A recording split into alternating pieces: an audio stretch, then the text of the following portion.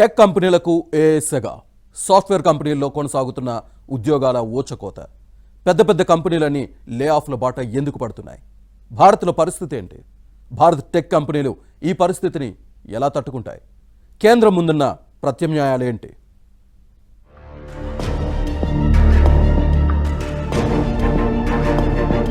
Tech కంపెనీల్లో ఊచకోతల కల్లోలం కొనసాగుతోంది.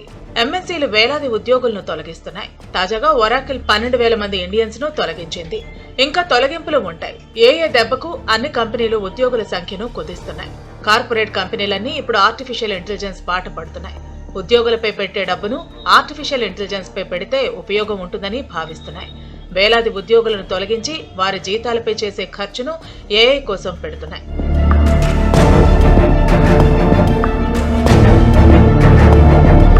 టెక్, బ్యాంకింగ్, రీటైల్, మ్యానుఫ్యాక్చరింగ్ రంగాల్లో కూడా లే ఆఫ్స్ తప్పటం లేదు.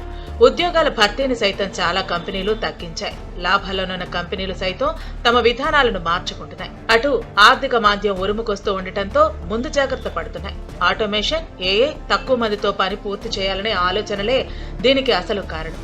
కరోనా తర్వాత జాబ్ మార్కెట్లో అత్యంత దారుణమైన పరిస్థితులు ఈ ఏడాది మళ్లీ వచ్చాయి. ఉద్యోగం పోయిన వారికి కొత్త జాబ్ దొరకటం కష్టంగా మారింది. ఏఐ టెక్నాలజీపై పట్టు సాధించకపోతే జాబ్ కు గ్యారంటీ లేదు.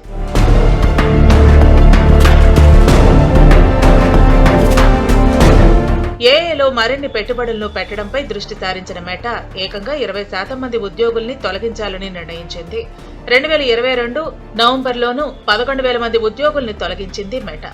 ఆ తర్వాత మరో 4 నుంచి 5 నెలల గ్యాప్ ఇచ్చి మరో 10,000 మందిని ఇంటికి సాగనంపింది. ఈ జాబ్ కట్స్ తర్వాత గతేడాది డిసెంబర్ 31 నాటికి 79,000 మంది ఉద్యోగాలున్నట్టు మెటా తన వార్షిక నివేదికలో వెల్లడించింది.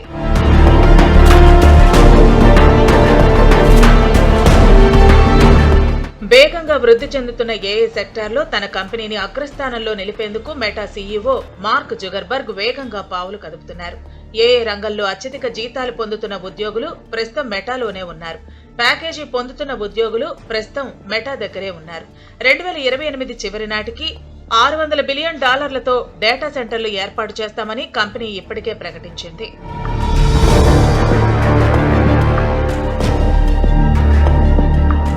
అటు టెక్ దిగ్గజం ఒరాకిల్ ఒకేసారి 30,000 మంది ఉద్యోగులపై వేటేసింది. అందులో ఏకంగా 12,000 మంది భారతదేశంలో ఉద్యోగాలు కోల్పోయారు. తెల్లవారుజామున మీరిక ఆఫీసుకు రావద్దంటూ మెయిల్స్ పంపించింది. అమెరికా, భారత్, కెనడా, మెక్సికో సహా పలు దేశాల్లో పనిచేస్తున్న 1.62 లక్షల మంది ఒరాకిల్ సిబ్బందిలో 18% మందిని తీసేస్తున్నట్లు సమాచారం. అమెరికా, కెనడాల్లో తొలగించిన ఉద్యోగుల్లోనూ పెద్ద సంఖ్యలో భారతీయులున్నారు.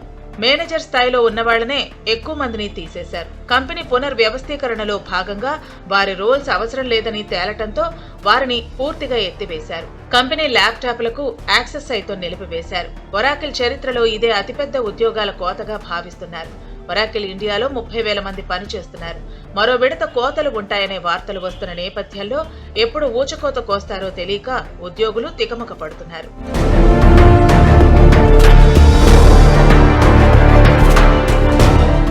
నోకియా కంపెనీకి ప్రపంచవ్యాప్తంగా సంస్థకు 74,100 మంది ఉద్యోగులుండగా అందులో 20% వరకు కోతలుండొచ్చు.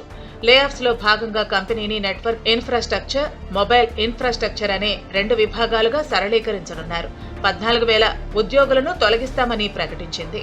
ఇండియాలో 17,000 ఉద్యోగులు ఉన్న ఇండియన్ ఆపరేషన్స్ పై కూడా ప్రభావం ఉండవచ్చు. ఇటీవలే అమెజాన్ కంపెనీ భారీగా ఉద్యోగులను తొలగించింది.